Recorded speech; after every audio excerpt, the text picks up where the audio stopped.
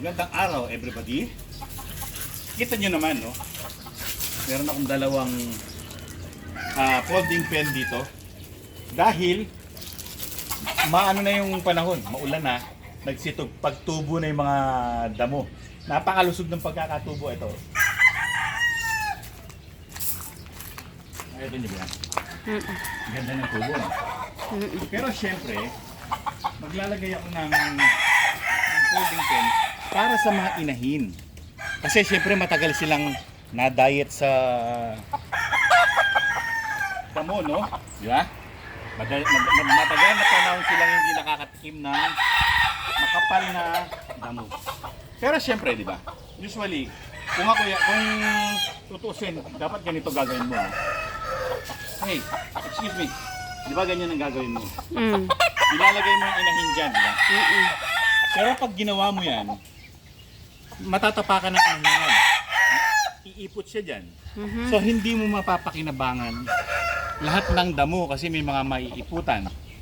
No? So ang gagawin lang dapat ganito. Itatabi mo lang na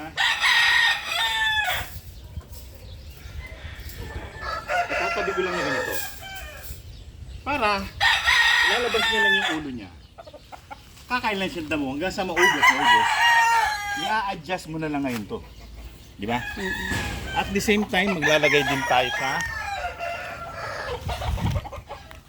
kabila. Hindi ang style. Para, dito naman. Para yung isang inahin, kaya dito. Diba? Yung isang inahin, kakain din siya dyan. Diba? Hindi lahat ng damo malalagyan ng ipot at Mapa-flat. matatapakan. So, kuha na tayo ng mga candidate na inahin na matagal nang gusto kumain ng damo.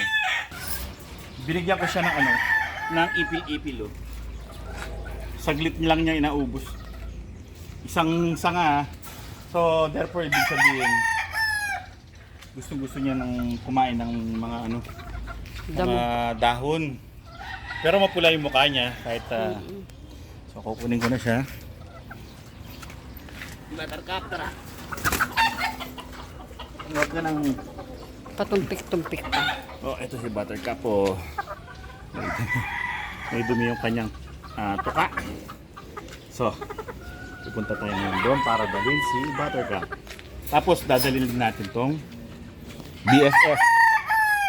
Kaya BFF kasi sila ay Best friend. best friend forever. Kunin ko na. Oh, sige. Oh. Akong kukuha para sa iyo. Sige. Tapos ibigay mo sa akin yung makukuha mo. Kabait siya, no? Kaya mo ba? Ito si Hawak mo na. oh. Ito si si Little Miss. Oh, si Wednesday naman.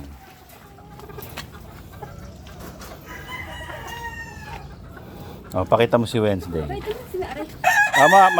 Maamo-amo sila ang dalawa. Ayan si Wednesday. Oh, dito muna ang Buttercup. White Kelso na Buttercup ni Aling Mimay. Tapos ang BFF dito. Actually sa kanila lahat inahin yan. Init mga kaibigan, no? Nagtutunaw ka na. Ganda. Black Bulik. At the same time, no? Nakakain sila ng mga damo. Yan. Yung mga boys natin, nabubuhayan ng Loob. pagkamacho.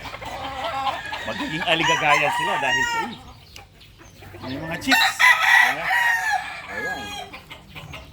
Sige. Ganda.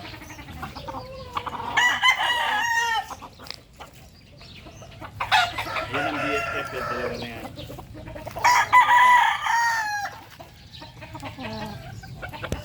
Mamadali sila. Maubos yan. Magliligin na yung mga yan. Mamadali sila. Maubos yung damo. tutukayin nila ng tutukayin yan. Ngayon naman, everyday, pagsasalit-salitan sila. Para na rin nakakapahinga yung mga yung mga fly pen nila.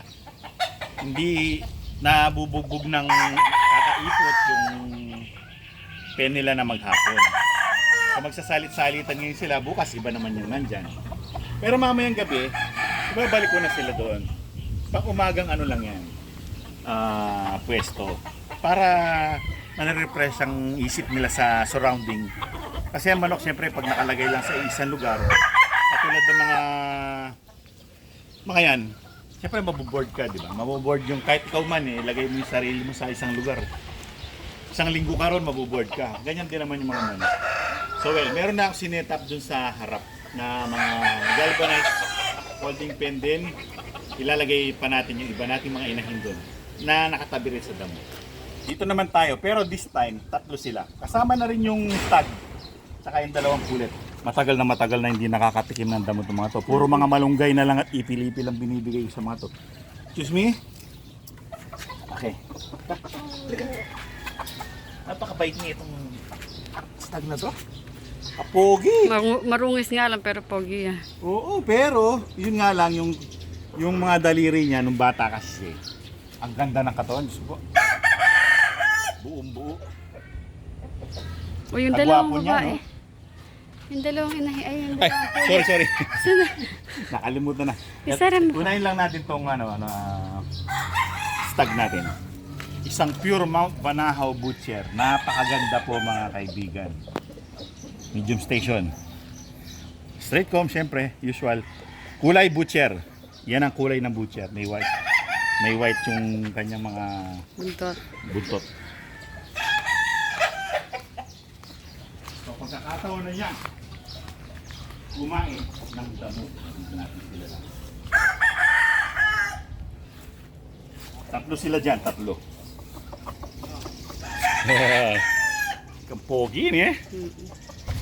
Ito, ang magaganda rin itong mga to. Tingnan mo. Ayan ang mga butcher na. Ang gaganda, no? Sexy. Kunin ko? Oh, Ikaw okay na. lang. Sige. Ano rin to, mababait din. Tara na.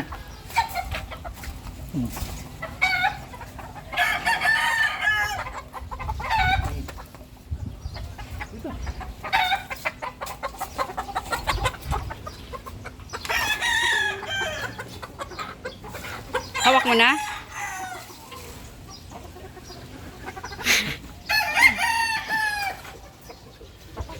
Ay, yung mga katawan, Diyos ko po.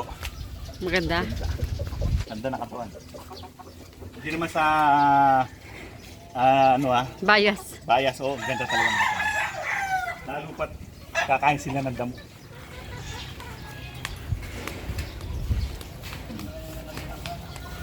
Open Sesame Street. Iuna ko na to. Dito muna, tingnan muna. Tignan nyo muna. Ang mga butcher namin. White legs. Ang ganda ng katawan. Ay, nako. Ganda. Sige, kain tinda mo. Ang ganda mo.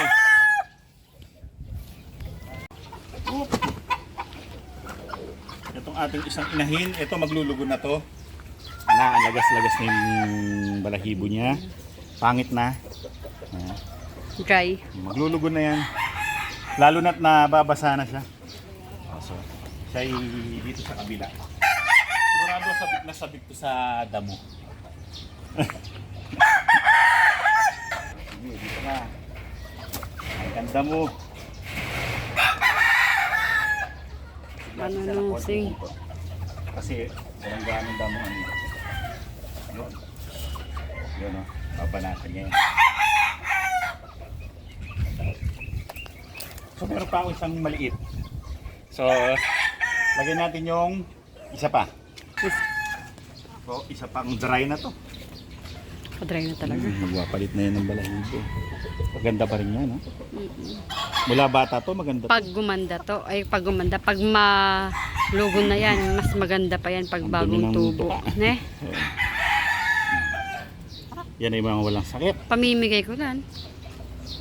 Pamimigay mo sa iyong ano, channel kapag naka 1,000 ka na. Mm. Bago kasi yung kanyang channel, mga kaibigan. Yung kanyang isang channel ay nagkaroon ng problema. Meron siyang bagong channel, Cute Chicken 2014. Chicken 2014. Yun ang kanyang bagong channel. Ganda ng mata, oh. Yes, sir. So isa to sa mga ipapamigay ni Aling Mimay sa kanyang mga followers. Kapag nagkaroon na siya ng 1,000 followers. 1,000 followers lang, ha. Magkakaalaman na. So lagyan na natin. Ayot pa na. Ano naman dyan? Yan, kakain ka agad yan ng damo kasi mga sabik niya sa damo. Alkal, yan. Lubos yun. Okay yan, di ba? Ganyan ang ginagawa namin, mga kaibigan. Dahil syempre, alam nyo naman, ang space namin, limited lang yung space namin. So, ganyan ang ginagawa namin. Katulad yung mga sisiw namin. Well, bagay, mga tandang na yan. Tignan nyo. Merong isang pen na nakabukas. Ito, toka-toka ng araw. Ito sila ngayon. Ang nakabukas. Pero syempre, nakabukas. Hindi ko alam. Pagkakataon nyo nung nakabukas, balik pa kayo ng balik sa loob. Tapos lumalabas lang ulit sila niyan. Tapos babalik-balik sila. Loob, labas. So ganyan ang ginagawa namin dahil maliit ang aming space. Salit-salitan sa mga stag at mga pulet. Tapos yung mga hen naman, ayan. Siyempre hindi mo yan pwede pakawalan, yung mga hen. Baka baka may punta malapitan. sa mga brood stag natin, ay broodcock natin. At tapos na yung ano natin, breeding season. So ganyan dapat. At least kahit papano sila yung nakakakain ng damo. At the same time, hindi sila naiinip sa pen nila, na naiiba yung lugar nila. So well, mga kaibigan, yan ang aming umaga. At hanggang sa susunod na episode. Maraming salamat sa inyong panonood. Paalam!